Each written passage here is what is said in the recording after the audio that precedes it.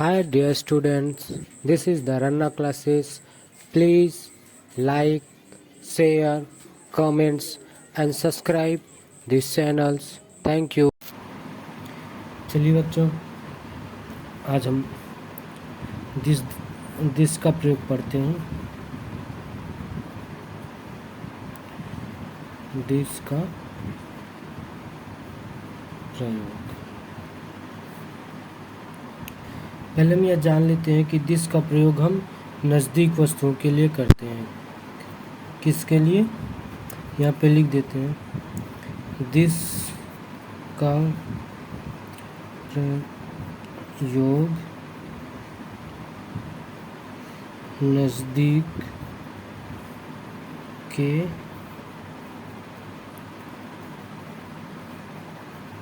वस्तुओं के लिए। पहले देख लेते हैं, जैसे होता है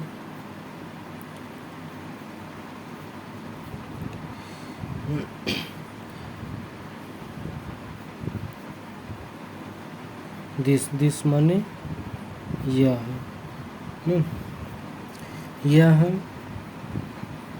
एक कुत्ता है। यह एक कुत्ता है, तो क्या होगा?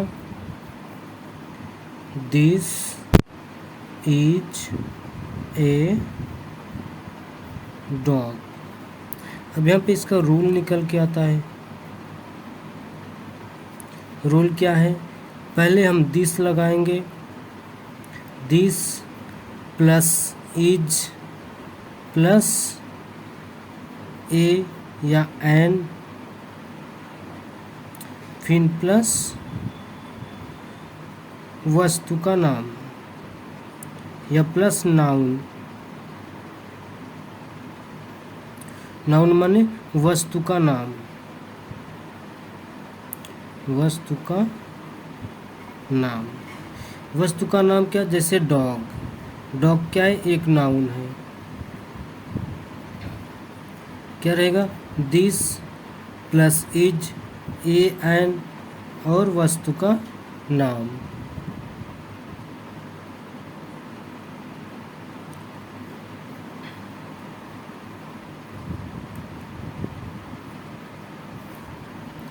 दिस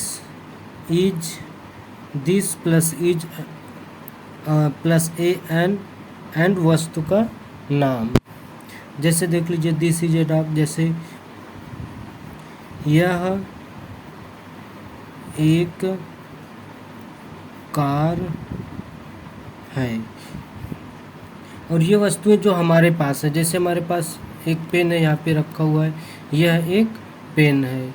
यह एक नोटबुक है। तो जो वस्तुएं हमारे पास हो, ये हमसे थोड़ी ही दूर पर हो, उसको क्या, उसमें हम दिस का प्रयोग करते हैं। जैसे यह एक कार है, कार हमारे नज़दीक है, सबसे नज़दीक है, तो क्या हो जाएगा? पहले दिस लिखेंगे, फिर इज लिखेंगे, फिर ए लिखेंगे और कार का कार लिख देंगे। कार क्या है? वस्तु का नाम है। जैसे यह एक टेबल है। अब टेबल कहाँ पर है? हमसे नज़दीक है। हम जहाँ पे बैठे हैं हमारे पास ही है, एकदम पास है। जो वस्तुएं पास में होगी उसके लिए हम क्या करेंगे? दिस का प्रयोग लगाएंगे। जैसे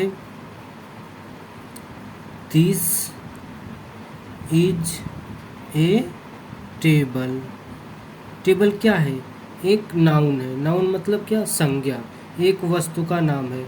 किसी भी वस्तु का जो नाम होता है वही क्या होता है? हमारा नाउन होता है। एक और देख लेते हैं। देखिए, जैसे यह एक गाय है। अब गाय हमारे पास है, इसलिए यह एक गाय है। तो इसका क्या हो जाएगा? दिस इज अ काऊ। काऊ एक संज्ञा है, नाउन है। गाय एक नाम है, देख लेते हैं। जैसे यह एक कलम है, जैसे क्या हम पॉइंट इशारा करके बताते हैं, यह एक कलम है। और दिस का प्रयोग इशारा के लिए भी होता है, इशारा करने के लिए। तो यह एक कलम है, यह एक कलम है मतलब हमारे से थोड़ी सी ही दूर पे है, तो यह एक कलम है। तो क्या हो जाएगा, दिस इज अ पेन, यह एक कलम है, दिस इज अ पेन।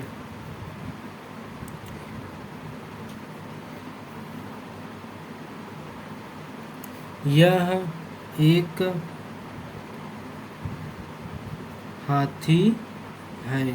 अब देखिए यह एक हाथी है, हाथी हमारे से बहुत नज़दीक है, एलिफेंट क्या है, हमसे बहुत नज़दीक है। तो क्या हो जाएगा, this is an elephant, ELEP। अब देखिए यहाँ पे एन क्यों लग गया, ए माने भी एक होता है और एन माने भी एक होता है। ए माने भी एक होता है और एन माने भी एक होता है। तो जब स्वर व्यंजन की बात आएगी तब वहाँ पे क्या लगेगा, एन लगेगा। एन किसके किसके, AEIOU। यह हम दिस और दैट को पढ़ाने के बाद बताएंगे AEIOU कहाँ पे लगता है, मतलब स्वर और व्यंजन। इससे पहले भी हम बता चुके हैं स्वर व्यंजन के बारे में थोड़ा सा, तो इसमें एक सेपरेट वीडियो बना देंगे स्वर और व्यंजन का। तो अभी ये समझिए, जब व्यंजन रहेगा मतलब क्या, व्यंजन का मतलब AEIOU छोड़कर कोई भी वर्ड रहेगा, पहला शुरू का वर्ड रहेगा तो वहाँ पे ए लगेगा, और AEIOU अगर शुरू के वर्ड में आ जाता है तो वहाँ पे एन लगेगा। तो यह एक हाथी है, हाथी कहाँ पे है, हमसे नज़दीक में है, हमारे करीब है, एकदम करीब है। तो वहाँ पे हम क्या लगाएंगे, एन का प्रयोग लगाएंगे और दिस का यूज करेंगे, दिस इज एन एलिफेंट। जैसे यह एक कुर्सी है, और यह एक कुर्सी है मतलब हम इशारा भी कर रहे हैं, यह एक कुर्सी है और नज़दीक भी है। तो क्या हो जाएगा, दिस इज अ चेयर्स। देखिए यहाँ पे सी आया है तो सी एक स्वर नहीं है, वोवेल नहीं है, इसलिए यहाँ पे ए लगा है। तो हम दिस का प्रयोग नज़दीक की वस्तुओं के लिए करते हैं और इशारे के लिए। जैसे यह हमारे एकदम नज़दीक है कलम, तो यह एक कलम हो गया। जो भी चीज़ें नज़दीक रहेगी, हमारे से करीब रहेगा, उसके लिए हम क्या लिखेंगे, दिस का प्रयोग करेंगे। रूल हमारा रहेगा this plus is, a plus a और एन प्लस नाउन, मतलब वस्तु का नाम। वस्तु चाहे निर्जीव हो चाहे सजीव हो, मतलब कोई जो भी वस्तु हो, चाहे मरी हो या जिंदा हो। जैसे जिंदा वस्तुएं गाय भैंस बकरी, ये एनिमल्स जानवर्स क्या हो गए, ये जिंदा है।